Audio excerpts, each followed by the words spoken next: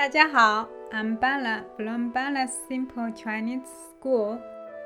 If you are a beginner, intermediate, advanced, looking for HSK study, business Chinese, or simply want to improve your everyday communication, I'm the teacher for you. Come and join me for a free travel class at Bella's Simple Chinese School.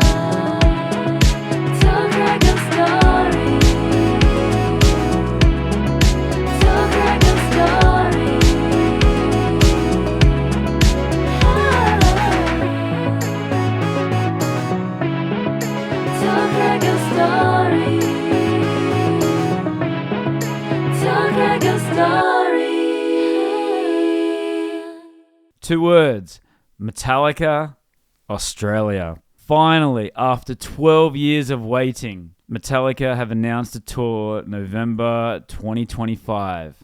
And here to talk about this Australian tour and all things Metallica related, we have our resident guru, Jason Aird, coming on to talk about it. Now, Jason has just come back from a tour of Mexico City, and he is chomping at the bit for this tour next year. All right, let's get straight into it. This is Jason Aird talking all things Metallica on Tell Craig Your Story podcast.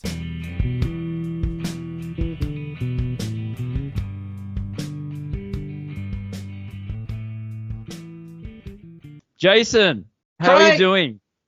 I'm back. You're back. How are you, mate? Yes, five. Number one. Yeah. What are we up to now? I actually think we're at 5, if my memory serves me well. Yeah, 5 times. Always a pleasure to be on Tell Craig My Story and talking all things Metallica, mate. So again, thanks for having me. Thank you. I found it an appropriate time, and you just said before, was it almost 2 years to the day the last time? It's 2 years to the day, Craig, yes, since they released their first single off their upcoming new album, which has obviously been released, but at that particular point, yes, off 72 Seasons, yes, the 11th studio album. Wow. But, yeah, Jason, before we talk about that, I want to say 2 words to you. Metallica, Australia. Yes, it's written right there, mate, deliberately. That's right. I mean, it's the focal point. Finally. The PTSD is all dropped. I can actually breathe now. Like, there's excitement in the air.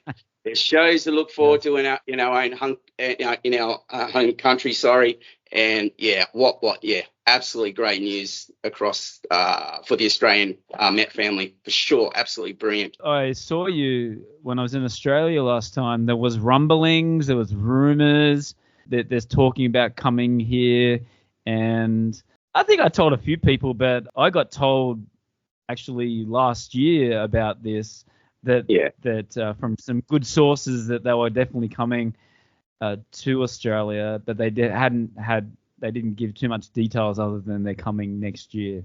So that's been true. We're going to talk about leading up to it. There was lots and lots of rumors about whether they were going to do no repeat. They were going to bring the stage down there. So what were you hearing about, Jason? Yeah, very similar. I mean, we all know people in that world, in that periphery of life where people know people. And yeah, you do hear rumours. Some are quite substantial, and you do get half-truths, and you can read between the lines. But very similar.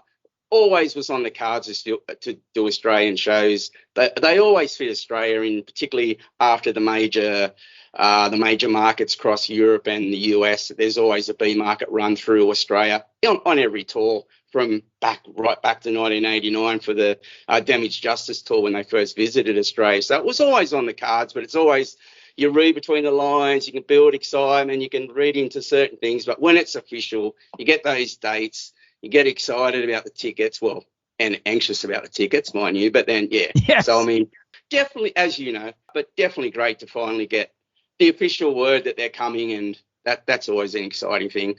Yeah, definitely. And then, as with recent times with ticketing, they don't really give you much time to prepare for buying the ticket. I think they gave us 5 days for pre-sale. Yeah. Is that right? About 5 days?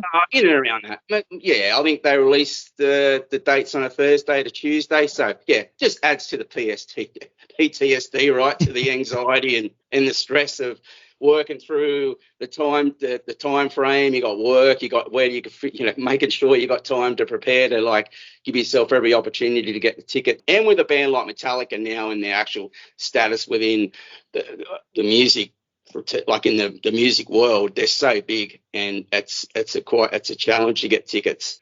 All the I Disappear have now sold out. They're very quick. They have. So I Disappear is one of the enhanced experience tickets. So you have your general lot of tickets, then you have your enhanced experience tickets, which incorporates right from the very top, which is in Nothing Else Matters, which is a meet and greet production tour, and then Snake Pit, moving down to a Snake Pit ticket option there, down, filtering down into your early entry, right down into like GA, and then your I Disappear encapsulates those fans that want to hit the road to get to every show possible. Yeah. So that's my end of stuff. All the Snake Pit stuff is all great. But like for me, just get to every show and get on the road, big road warrior. That's where I fit into stuff. That's the best place to be. And it's so interesting. One of the very first podcasts that we did was me and you sitting in the hotel in Perth waiting for that tour that never happened. So yeah, the tour that never was. It was Brisbane, exactly right. We just decided just to do the cities without the band showing up. And I do remember, I do. That's, yeah, again, you brought back a lot of PTSD with a lot of those, that particular time frame. Yeah, and just looking at the tour schedule, it was very interesting because they've got this schedule. They've had it for the no repeat where it's just Friday, Sunday, going to a different city. Yeah. They're not doing this time. Why do you think that? And 1 show every 3 days, I think that's going to be a little tough for the band, don't you think? So when you tailor that back and specifically bring it to Australia, it's just the logistics. It's just too difficult to have that type of format here. So more conventional stage, end of stage. We don't get the in the round, the donut stage here. Again, logistically, that thing, as you saw, is just a beast of a production. So within that, though, I will add, slightly disappointed they still didn't use the format. Not so much the stage. They could have, I feel they could have, then looking at ticket sales, you could easily argue you could put a no-repeat weekend format within Sydney and Melbourne quite easily and gave this Aussies fans that opportunity to see that format, because within that format you had around 32 different songs, which was really phenomenal.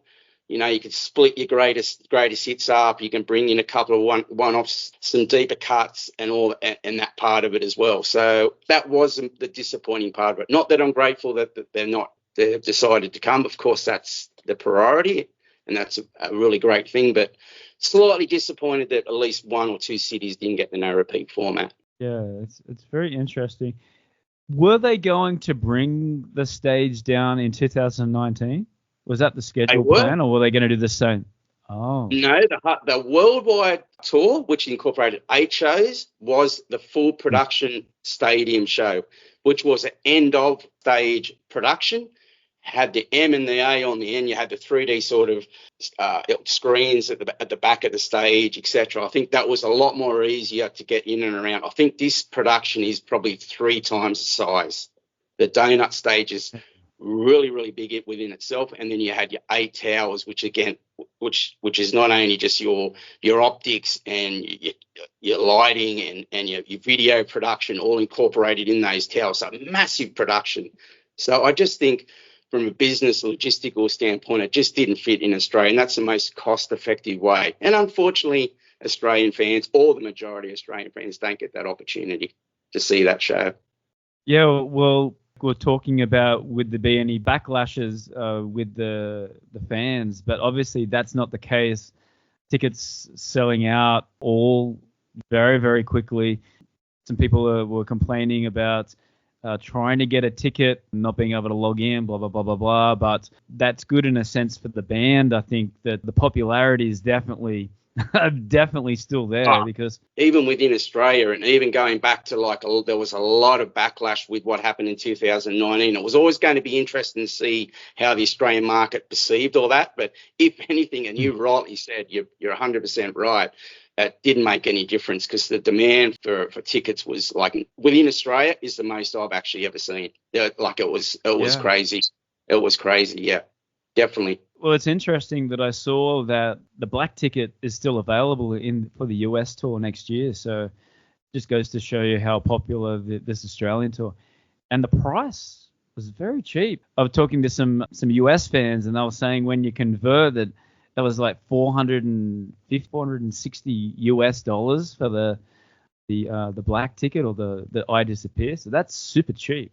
Oh, yeah. Well, it always falls in the US favour, right, with conversion with our dollar. But from an Australian fan's perspective, if, for argument's sake, it was $750, if you do every show, the 6 shows, that's $125. So, and that's in GA. So, I mean, as you rightly say, that's value for money, and that's the best option, in my opinion, to do the tour. Just get to as many shows and really experience Metallica. Because I'll probably just add this, more than likely it's the last time we'll see them here, which is sad on one side, but that's just where we're at with the band. So taking that opportunity to see more shows is definitely one a lot of people. It's taken this long to get here, 12 years. So it was, don't miss the opportunity. If you get a ticket, definitely get there. And I know people from all over the world are coming and taking advantage of coming to see our beautiful country. So if you're thinking about it, just do it. Come to Australia. You'll have a great time. Yeah, you make some great points there, for sure. I mean, you add the Australian element of, I know the touring schedule, and you touched on it before, the more conventional tour schedule makes it a little bit more difficult with a show every 3 to 4 days. So with the no repeat weekend format, you had a week and a good 4 or 5 days between each city. So there was always a lot of downtime. So it is back to the old school touring convention where you hit the show, then on the road again, motels and all that. But within that, there are a few days because they have spread it out a lot, 19 days across 6 shows. So yeah, definitely. And speaking of touring, you've just come back from Mexico City. Mexico. The last shows of that repeat for this year, right? It was, yeah. When they released the first single of the album, they actually released all the dates, which were 2 years in advance.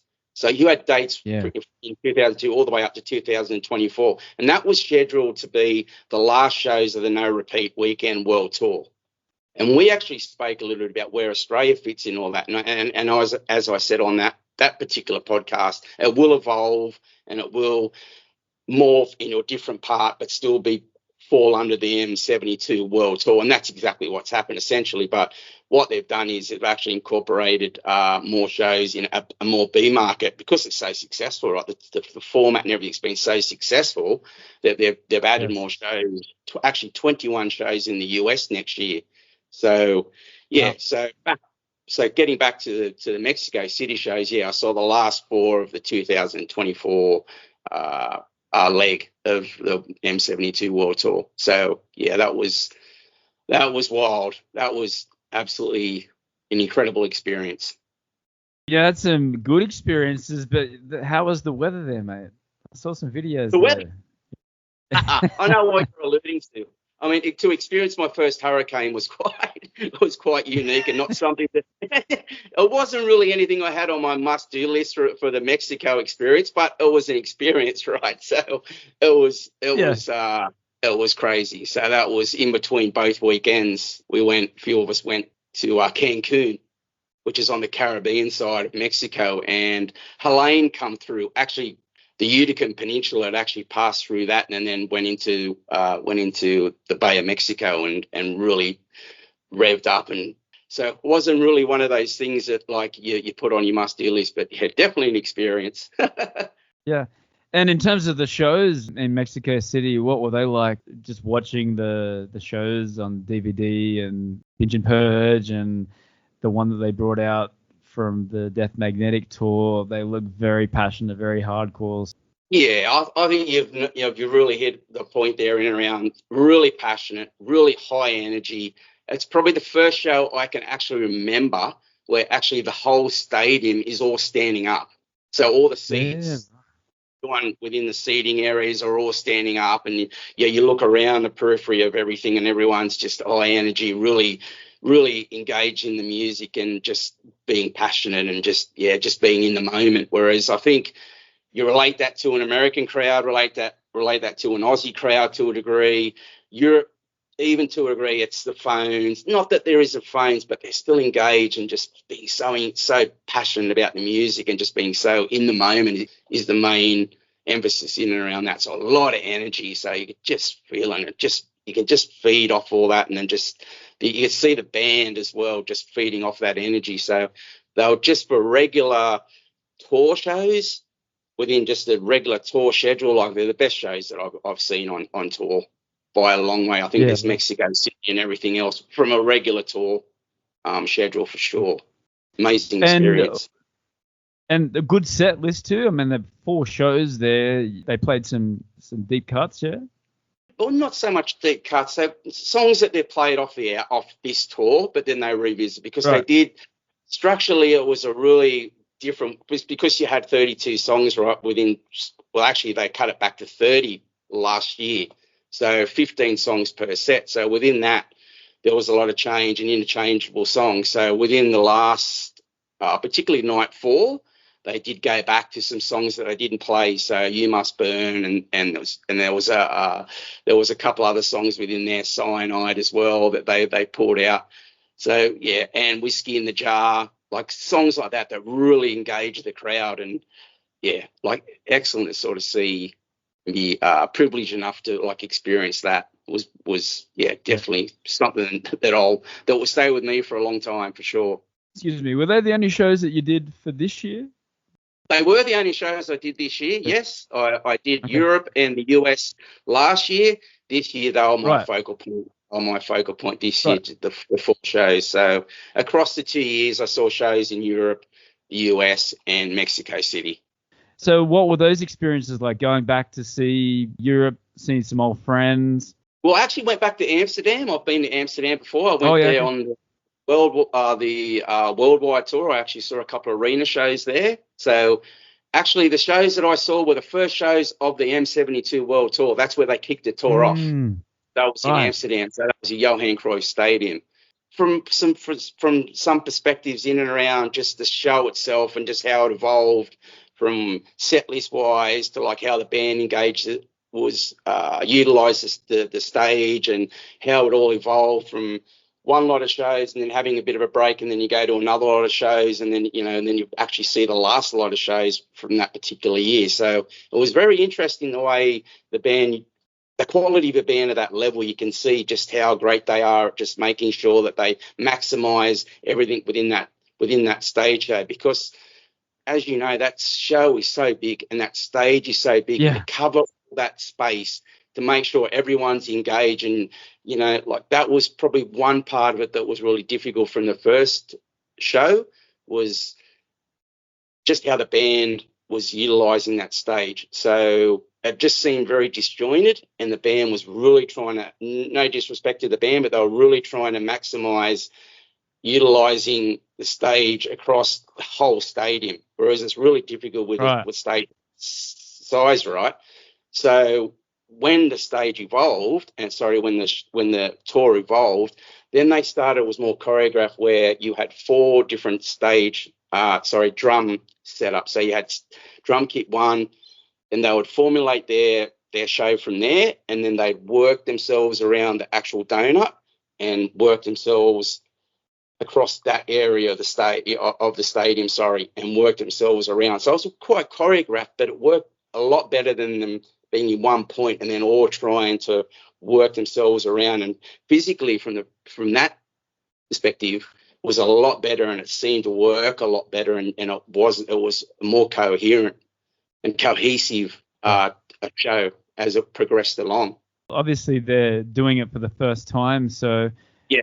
I noticed even too, like once the European tour, because I saw them in New Jersey, the first show for 2023 last year, and I think they were still trying to work it out, the sound there, because by the end of the US tour, I thought that the sound was a little bit better than what it was when it first started. Maybe it was just where I was standing, and it definitely depends where you stand on the rail, whether you're in front of Kirk or you're in the middle. There's like a little U shape. So, but every time I moved around, it was always a different sound. Yeah. Yeah, that's definitely a great point in and around the audio side of it, the sound perspective of that show, because in the round is notorious for sound issues, and I can only imagine the engineering aspect of how you can then formulate a sound that actually projects across all areas of a stadium. Yeah. So you're right. Yeah. So within that first show, so just to put some context, I actually decided to do seating. So I got a seating package just so I could get up in more of an advanced viewing position, just see how the whole thing worked. So the sound in Amsterdam, I have to say, was quite average at best. So because of that, we're getting fluctuating sides of a PA where you hear Kirk, couldn't hear Kirk, you hear James, and then Lars's drums had come in, and it was just all over the place. And then from just utilising the stage itself, as I mentioned earlier, the band were like nearly killing themselves physically to try to get the certain points of the stage because, again, it was so big. So that was Amsterdam, which was, as I said before, was the first show of that particular tour. So you're talking about the first show of the North American leg. Things started to evolve. And then I actually saw them, I think, if I'm correct, I saw them in LA maybe 2 shows, 3 shows after the show that you're talking about there. Was it, what did you say, Arlington? New Jersey was the first one. New Jersey, which was right. New Jersey was the first North American show on the M72 World Tour. Yes, that's correct. Yeah. Yes. Yeah. The sound was good, but I had a lot of just James, which is not a bad thing. But like when you've got a big solo from Kirk, you would expect it to be at least boosted for the solo, and I was only getting like a small amount. But anyway, regardless of that, it was an amazing show. And the one thing that I thought that stood out was when you're near Lars, especially when you're close to him, he's in the 4 corners and outside the PA. Yes. Yeah. Right. And I don't know about your shows, but the ones that I saw, Lars is playing so good. He's still hitting it so... He's not just there tapping away, and he's really getting into it. I really love that. I had a Lars appreciation. Well, I think we all do as Metallica fans. He cops a lot of... We all know how much he cops outside of his laziness at times, and it can be there, not on this tour, it has been there in the past, his inability to like practice and all that. They're all issues aside of this particular tour, but you're right.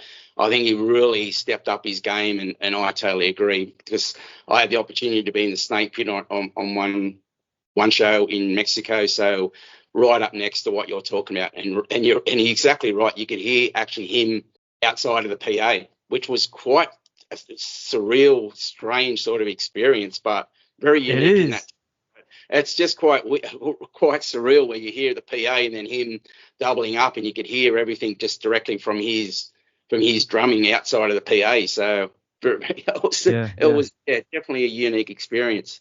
And you're just talking about being in the Snake Pit. So what advantages did you like about being in the Snake Pit?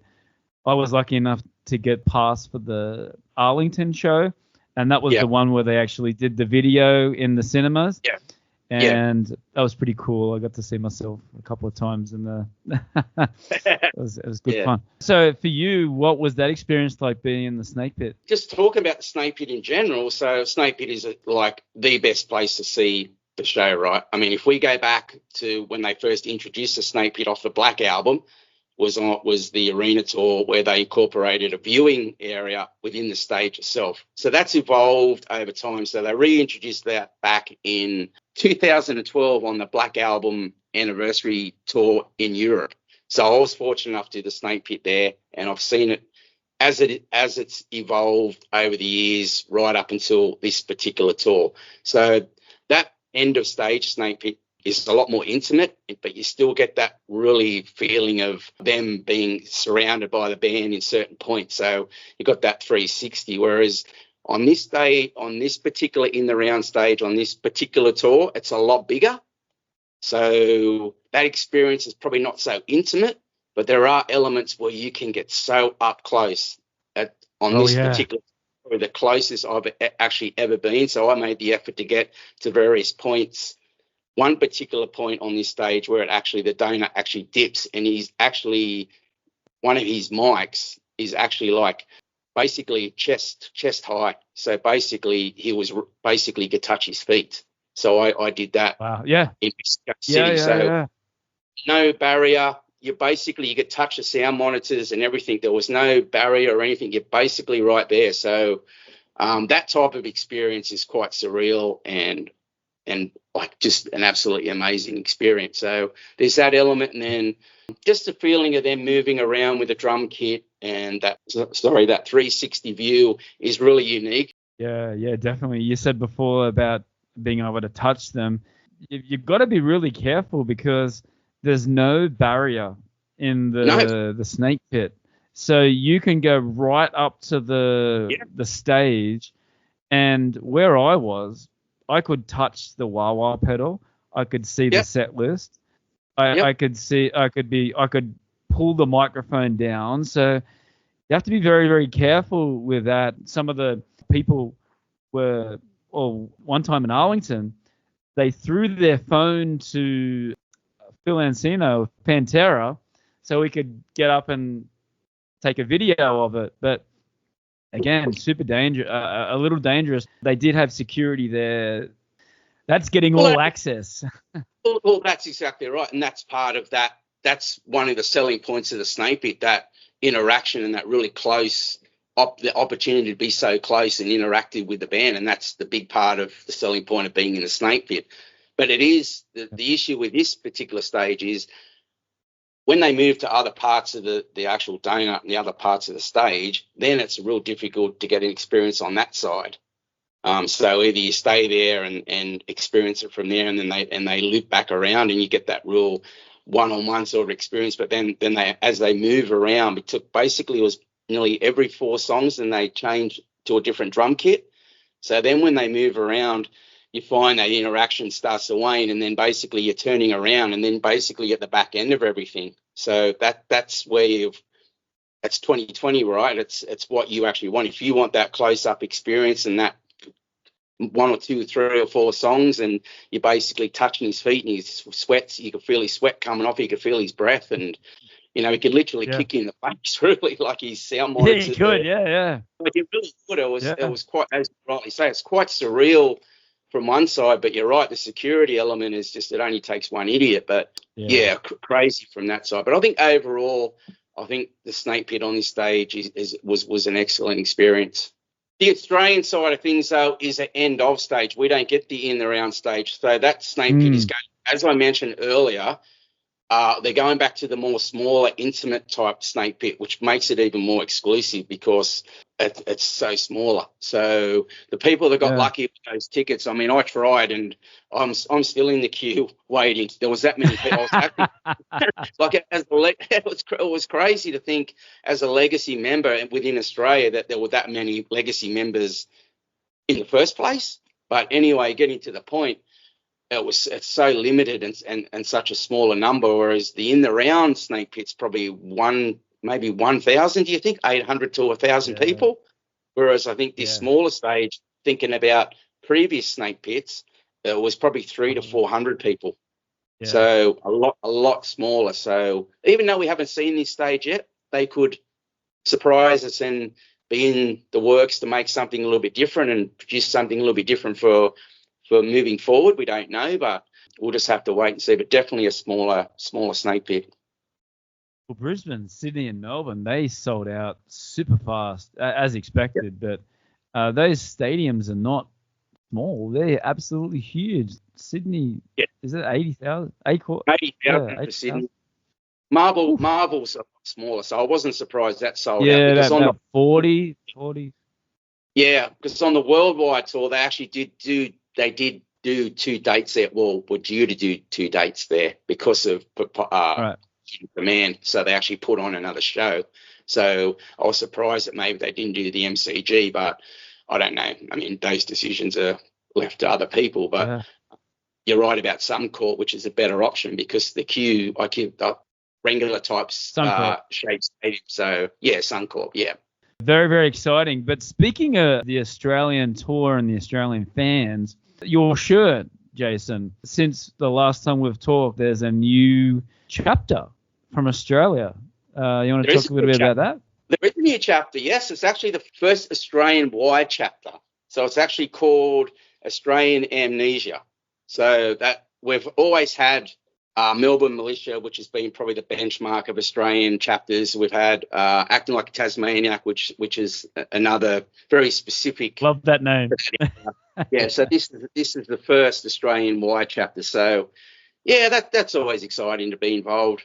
So a friend of mine's actually kicked that off, and I've just been in support to get that moving along and get word out and incorporate more of people outside of just those cities that have a specific chapter. So yeah, that's always something good, and bring more people into the family, and enjoy that. Shout out Damien. Damien is a good guy. Pierce.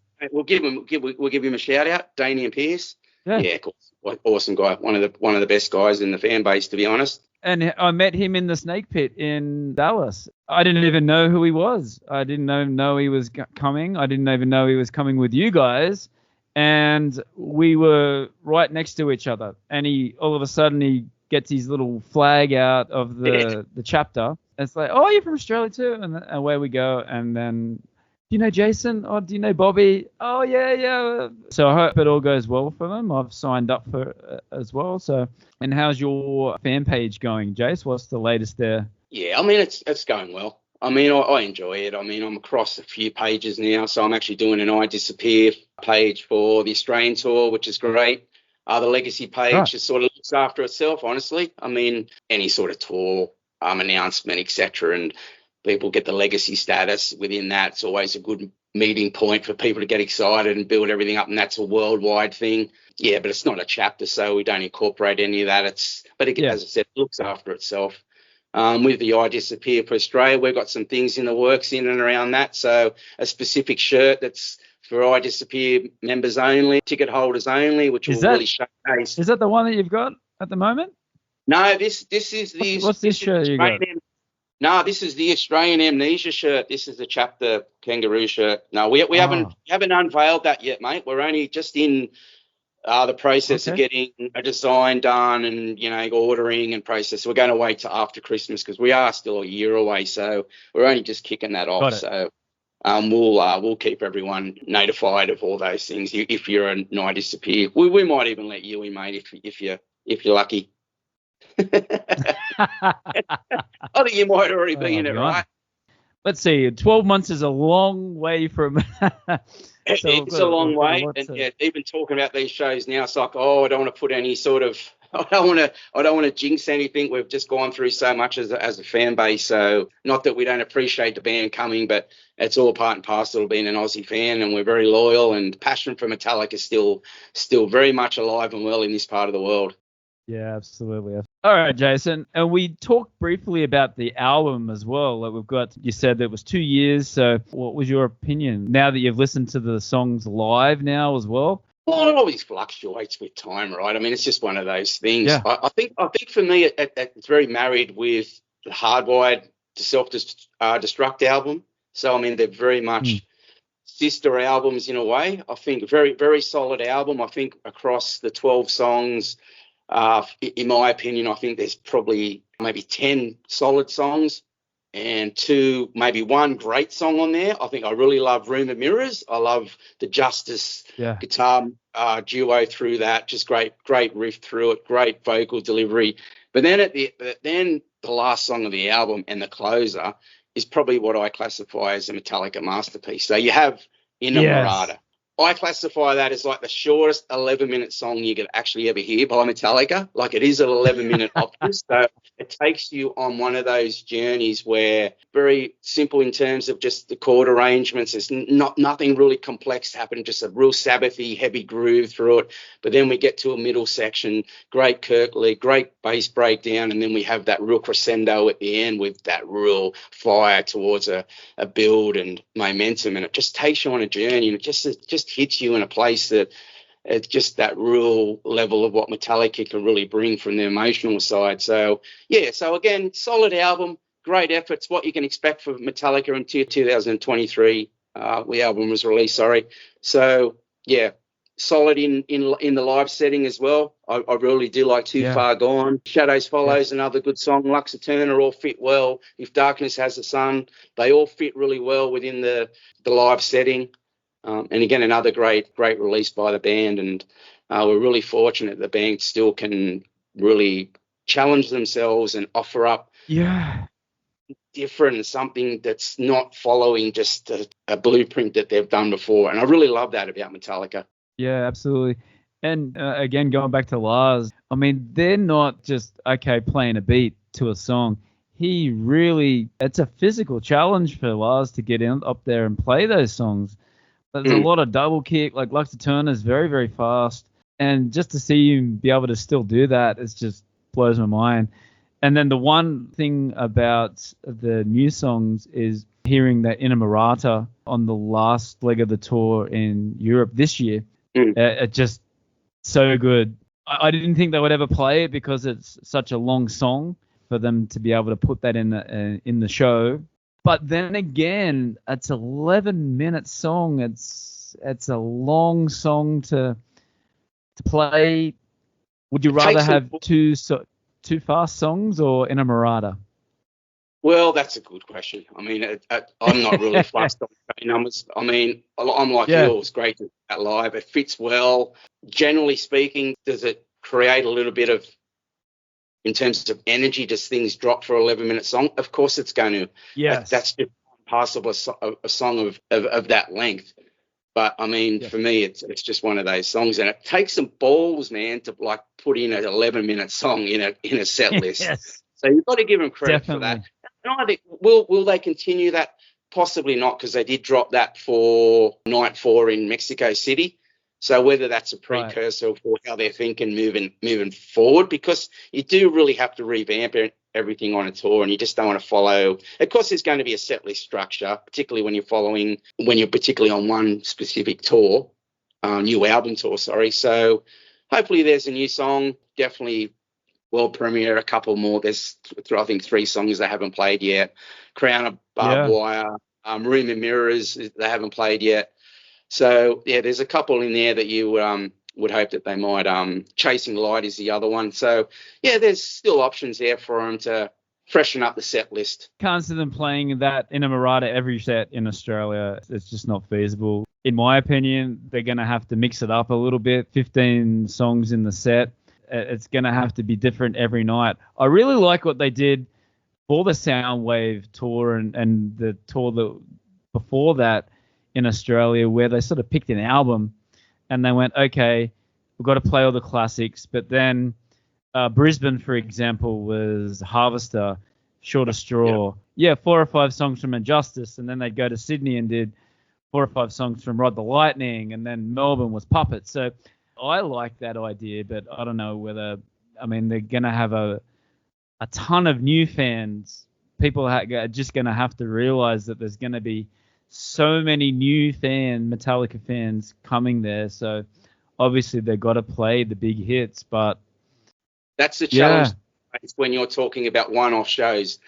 Where I was mainly focusing on was when you have a no repeat weekend where you can spread across. That's why that format works so well. You can spread across 30 songs and really spread those songs and go deep across a whole different range of song lengths, etc. Right? So when you go strip that back and look to just a one-off with a 15-song set list, where we're at, specifically where we're at the moment, that is the challenge. So hopefully, from my perspective, they can be brave. I saw Iron Maiden not too long ago, and they left out. I mean, there was some Under the hills. Yeah. So I mean, That's ballsy as well. That's very ballsy, and I mean, we could argue which songs all day about what songs could have a rest and which songs could maybe be in a more of a variation slot, where they're just changing things up and things like that. Yeah, it's just an interesting conversation, but they do have to be brave, because what can happen is, as we know, if you're incorporating maybe 6 to 7 to up to 8 staples now, or greatest hit songs, it doesn't leave much out of a 15-minute set. 72 season songs in there from a new album perspective, where you actually go with those 3 or 4 cuts or to add to your 15 songs, So, yeah, there's definitely challenges in there, and we'll just have to wait and see what happens, because, otherwise you can fall into a nostalgia act very, very quickly. Not that that's where they're at, but it can happen very quickly if you go down the safe road, in my opinion. Yeah. They've missed 2 albums since the last time they've played here. So 12 years for only 2 albums. That's crazy. Just the way it is, right, with COVID. And yeah, of course. There's you've got to add COVID in there as well, but just got to manage expectations. I read a lot in and around a lot of the official forums and a lot of Facebook fan groups, and they should really hardwire centric the set list, because we missed that. It was like, well, you're going to go back to that. I just don't think they will. I don't think Metallica think that way. I just think they don't think that way. No, it's a new album tour. If you get a spit out the bone where you've been complaining in one of those, I'm sure they will. Either way, mate, it's exciting times no matter what. And they're back in Australia, and that's going to be great. We're going to do something a little bit different. So you have done your 80th show. Was that in Mexico? I did hit 80 shows in Mexico, yes. Yeah. And that was actually my 22nd country as well. So I've been getting that's probably more so the more thing that I'm more proud of. The fact is just getting to shows, because as you know, as an Aussie, it's the challenge of getting there, right? It's easy to jump it. So the fact is, when I actually looked at it, I went, wow, that's crazy to one side, but also like it suggests in and around the passion and dedication to get to a lot of shows. So yeah, I hit 80, mate, and I know you hit 50 last year. So was it this year?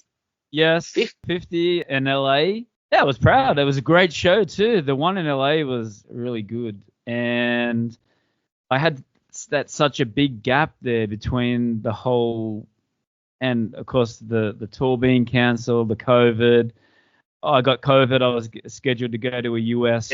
I was going to do a US run, and I got COVID, and so these things happened. Like that whole last year got me up to 50, and now I'm doing. That's a significant. And that's the thing that a lot of the fan base doesn't really understand. They just see the number, and I know a lot of the Americans and a lot of Europeans can turn their nose up a little bit at numbers and the show number posturing, but they don't really get the perspective of just the level of commitment, dedication, and passion it gets to get to a show. So congratulations, mate. That's awesome.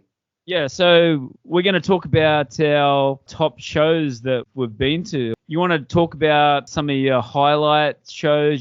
For me, you've always got to mention your first show. So my first show was the first time they visited Australia on the Damage Justice tour in 1989. That was at the Horden. Yes. So, I mean, impressionable, what was I, 16, 17-year-old, and the band at that particular point too was just vicious. They were just, I'll be honest, I was just shitting myself. You just cut the energy with a knife. They were just so ferocious and so much energy and so much power and so much aggression. So, yeah, I always put that one in and around a conversation around favourite shows. Where was that show, mate? Horden Pavilion, actually, the old Horden. Oh, the Horden Pavilion. Which is now. Because Lars always tells the story about push the fence down. Well, what I can say is there was actually a riot before the show. So there was police and everything, and it caused the whole. It made the local news, and it was like, wow. But that particular time too, heavy metal was, your parent. You had your anti Satanism way of looking at heavy metal. There was all that you frame that Yeah. with that particular experience. But again, just getting back to the show, I obviously couldn't give you much detail like in and around the show itself. But what I can remember was just how aggressive and just how angry, and they were just a band on a mission. And I can just remember just going, whoa. And just, it was my second show as well. My first show was AC/DC in 1988. So then my second show was Metallica. Come on. So yeah, two half decent bands in there, right? Yeah, that's always in my favourite list. What about you, Craig? You want to discuss yours? I would say definitely I like yours. The first time I saw the band play, it was in our hometown of Newcastle. It was just the build-up because they didn't come to Australia for the Load tour, so probably a bit too young for that anyway. But yeah, when they come for the Reload tour, the hype was so good, and it was so old school, lining up to buy your ticket, and the lineup was around like about 100 meters deep to buy your ticket, and then the whole experience of lining up, and I got to listen to the band rehearse, and the glass was shaking when Lars was hitting the kick pedal. Such an amazing experience. That was so loud and so. That's on my list too. So that was actually going to be my next show that I was going to talk about. So for me, that was. Right. Okay. Yeah, so your sec, yeah. Yeah, it's in my list because obviously that's the first and only time Metallica has played in Newcastle, Australia. So there's that side. And then it was also the first time I got to meet the band. So I did a full meet and greet with the four members of the band. And then I also did some work. What they actually did was reach out to certain members within the fan club to do some work for the fan club. So I actually I was actually inside for the rehearsal. So I actually saw them going through 3 or 4 songs. They were working very much on what I can vividly remember was them working on all the acoustic side of things because it was the first time they incorporated an acoustic element to their live shows. And for me, the second one, I would say the 30th anniversary shows in San Francisco, where they did 4 nights and they had Jason Newsted back, Dave Mustaine, Ozzy Osbourne, Kid Rock, so many. Marian Faithfull. The good thing about that, and it'll never happen again, is that I think they played 18 songs, maybe 20 songs at that stage. And Seek and Destroy was the only one that they played at every night. Every other song was different, which was just mind-blowing to see. It's just for a hardcore fan that follows the band around the world, to see those shows were just... Yeah, I was going to get to that. That was going to be my first. So I'm just going through from the bottom to the top. So you've gone all the way to the very top. So that's definitely for me, there's definitely the 30-year shows and everything else for everything you've just alluded to. I mean, the whole thing was just a special, out of this world, surreal, walking into a theatre of that size to see a band of that caliber. Just everything was so unique and different. A New Orleans marching band walks through to kick the night off, and you had like Jason Newsted and Ray Burton up in the VIP section and chanting out Jason, and then seeing Jason with the band. I mean, and then and really just narrowing it down to make it like a real intimate, really one-off with the quizzes with the fans, and up on stage, all Jim telling Brewer. stories. The banter with Jim Brewer, and so I mean, that's definitely my favourite. But then, like as we work, there's some shows in there as well. So for me, there's also S&M. So I actually saw S&M, the original. Oh yes. So I mean that's definitely within that conversation. So it's hard to split that. You've seen both of them, right? I have seen both of them. Yeah. So definitely S&M 2 was a lot more polished and had a lot more elements in and around the production, and it was all really put together a lot better. Whereas S&M was just smack you in the face. It was so loud and powerful. The mix was sort of off here and there, but it was just the punch and just that side of it in a very small theatre. But there was also the element of just the context of just where the band were at that particular stage, because you had the Load element, right? Whereas people thought of what's happening. There was a left turn musically, there was the image, it was all in that. People and S&M really fitted in that category as well, because people go, what the hell are they doing?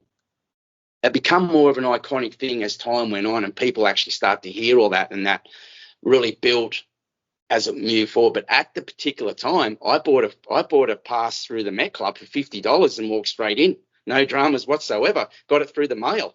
Yeah. To think of that now absolutely. is actually crazy. So that show definitely sits up there. So have you got another one, Craig? I would say the first time that I got a meet and greet in the US, it was the first show of the Death Magnetic in 2008. We got to meet the band, then we got to go down and watch the rehearsal show. That was like a full dress rehearsal. Oh, wow. And they played a long set. And at the end, they were just going, hey, guys, what do you want us to play? Pick a song. Yelled out, and Justice for All. I was like, okay, cue the music. Cue the intro. Yeah. And they're playing Ride the Lightning, and they stopped it. And Lars and James said to Kirk, you're coming in too early for that solo. You've got to wait for it. You've got to wait for it to come in. And then and Kurt's just like, whatever. And then they said, come on, let's try it again. And then they got to that same spot again, and he was right on the money. So there's that just that little note. It's just amazing just to see behind the scenes of that, like just being like a jam rehearsal. But that definitely sticks out. That's the sad part in and around the Met Club, which was the Metallica fan club, right? Where in the earlier days when it first kicked off, we had those type of experiences were like just made that era just so special, right? So they actually did their own festival in 2012 and 2013, which was the Orion Festival.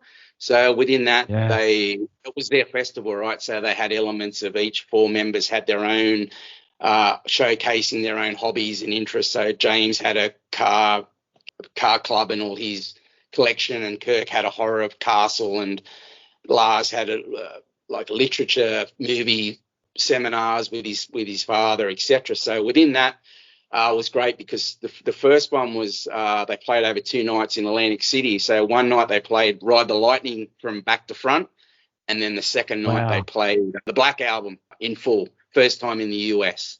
So that was definitely a special mention. But 2013 was one that sits really high because that one was split over 2 headliners, still Metallica's festival. So, but they also had 2 headliners. So Red Hot Chili Peppers one day, Metallica the second night. For the day that Chili Peppers played, there was all these like messages coming through social media and all these sort of inferences in and around of what this band's going to play, and they were sort of setting up something. And then next thing you know, Metallica comes out as Dehan, which was an actor from the movie that they were actually making. Yes. And played Kill 'Em All, because it was the anniversary of Kill 'Em All, on the back of a small flatbed truck. Really, it was a small stage at the back end of the festival. So, I mean, that sits very highly as well. That was just a holy shit moment. They come out middle of the day, sunglasses on, James with his Kill 'Em All belt. Something that was a real surprise. So that definitely sits up there as well. That was just amazing. Those festivals are great because they incorporated a lot, not only that, but then the surprises and that type of performance. But then the Met Club had their own little section, had a little compound at the back of the stage, and we get access to look onto the stage and see shows from up there. And we had our own like toileting and our own food, and like they had a little museum in there only for Met Club members only. So it touches on that period of time where that interaction and just sort of getting a little bit of special treatment. What an incredible show that one was. I think one more that I'll talk about, when they come to do the Big Day Out tour, that was 2004 for St. Anger, the Big Day Out festival. So I think it was every 3 or 4 days they would play at a different city. And then in between that, they would do their own shows. Brisbane, I think they did Sydney, 2 shows in Sydney, and then the one show in Melbourne, their own show. That was at the Sydney Myer Music Bowl. That's the one, the Sydney Myer Music Bowl. And that was incredible. Yeah. It was just a different vibe. I'd never seen Metallica play at an amphitheater, and there's a lot of history at that arena. And the set list that they chose that night is still arguably one of the best set lists, in my opinion, that I've seen them play. It was just classic after classic song. And then also they did, if my memory, The Unnamed Feeling. Right? Yeah, The Unnamed Feeling. Oh. They had Friends. They had St. Anger. Yeah. And they actually ended that show with Die, Die, My Darling, and Hit the Lights. I actually flew down for that. I actually flew down the day of that show and then went and slept at the airport to get the red eye back home. Oh, really? I mean, yeah, I understand what you're saying about that amphitheater, and you actually hit the nail on the head with it. And yeah, I'd probably go as far as say it's probably one of the best shows in Australia, to be honest. Being right up the front there was just another memorable one.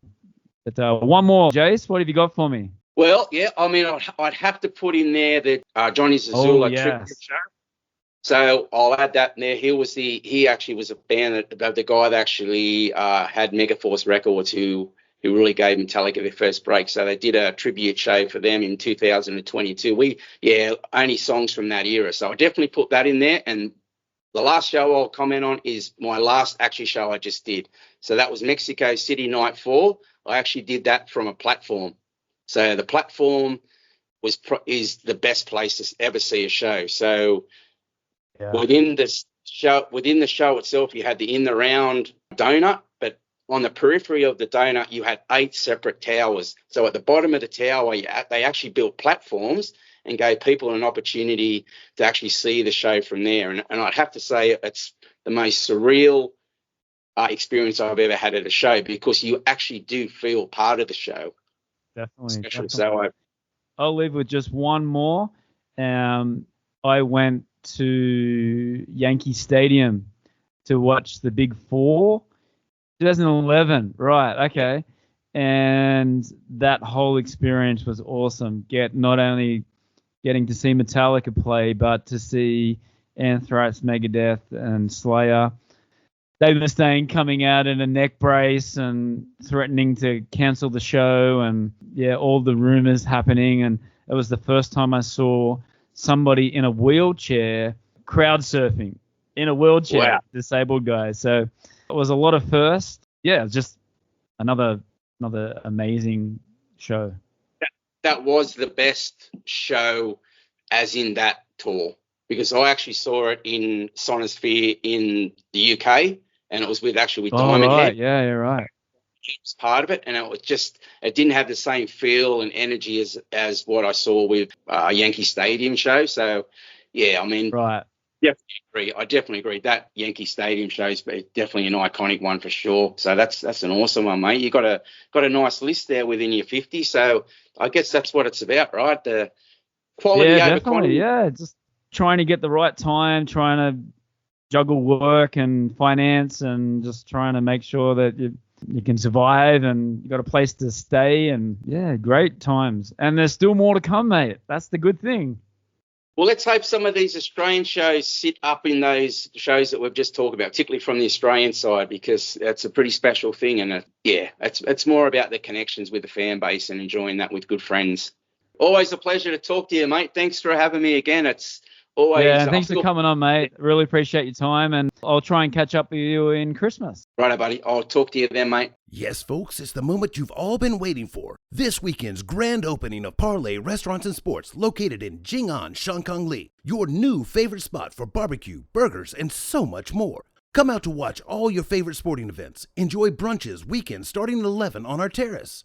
Test your skill at darts, pool, and golden tea, an icon bar classic. 9 beers on draft, the freshest barbecue cooked daily, and so much more. This Saturday, starting at 5 p.m., followed by our first brunch Sunday at 11. Parlay, we have you covered from kickoff to last call.